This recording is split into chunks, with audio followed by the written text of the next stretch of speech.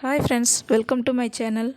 சுவையான நாட்டுக்கோழி முட்டை குழம்பு எப்படி செய்யலான்னு பார்க்கலாம். அதுக்கு தேவையான அளவு முட்டையை எடுத்துக்கிட்டு தண்ணியில் சேர்த்துக்கலாம்.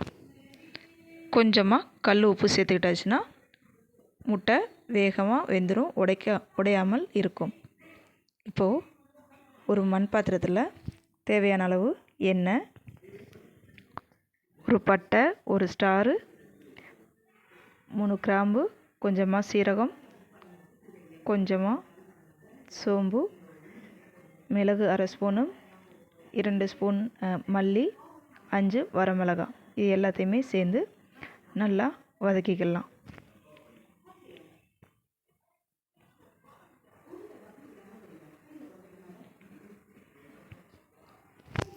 இப்போது ஒரு 20-25 அளவு சின்ன வெங்காயத்தை உரித்து நம்ம இதில் சேர்த்துக்கலாம். சின்ன வெங்காயம் நல்லா வதங்கின உடனே ஒரு 5-6 சைஸு அளவு தக்காளியை நம்ம இதில் சேர்த்துக்கலாம். இதுவுமே நல்லா வதங்கின உடனே கொஞ்சமாக மல்லி இலை, புதினா இலை ரெண்டையுமே கொஞ்சம் கொஞ்சமாக சேர்த்துக்கலாம். அது நல்லா ஆறட்டும். ஆறுற வரைக்கும் நம்ம இங்கே முட்டை ஓடை ரிமூவ் பண்ணிடலாம். இது நாட்டுக்கோழி முட்டைன்றதுனால இந்த ஓடு ரொம்ப திக்காக இருக்கும், உரிக்கிறதுக்கு கொஞ்சமாக கஷ்டமாக இருக்கும். உரித்ததுக்கப்புறம் நம்ம சுற்றி கொஞ்சமாக கட் பண்ணிக்கலாம். ஏன் கட் பண்ணுறோன்னா அந்த மசாலாலாம் உள்ளே போகிறதுக்காக கட் பண்ணுறோம். இப்போது நல்லா ஆறுனதுக்கப்புறம் ஒரு மிக்ஸி ஜாரில் போட்டு அரைச்சிட்டு வந்துடலாம். இப்போ அதே பேனில் கொஞ்சமாக ஆயில் ஊற்றிட்டு அரை ஸ்பூன் மஞ்சத்தூள்,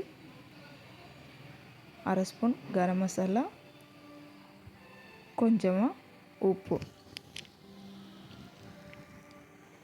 எல்லாத்தையுமே சேர்த்து லைட்டாக வதக்கிக்கலாம்.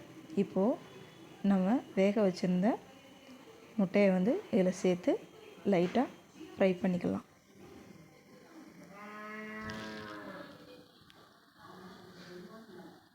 நல்லா ஃப்ரை ஆகிடுச்சு. இதை ஒரு ட்ரேயில் ட்ரான்ஸ்ஃபர் பண்ணிக்கலாம். இப்போது அதே கடாயில் கொஞ்சமாக வெங்காயம், 2 பச்சை மிளகாய், கொஞ்சமாக கருவேப்பிலை, இது எல்லாத்தையுமே நல்லா வதக்கிக்கலாம். இப்போது நம்ம அரைச்சி வச்சுருந்த விழுதையும் இதில் சேர்த்துக்கலாம். எவ்வளோ தண்ணி வேணுமோ அவ்வளோ தண்ணியை நீங்கள் ஆட் பண்ணிக்கலாம். நல்லா பச்சை வாசனை போகிற அளவுக்கு நீங்கள் நல்லா வதக்கிக்கலாம். இது நல்லா கொதித்து மேலே எண்ணெய் திரண்டு வர வரைக்கும் நல்லா கொதிக்க விடலாம். அவ்வளோதான். அதுக்கடுத்து நீங்கள் முட்டை சேர்த்துட்டு மல்லி இலை தூவி விட்டுக்கலாம்.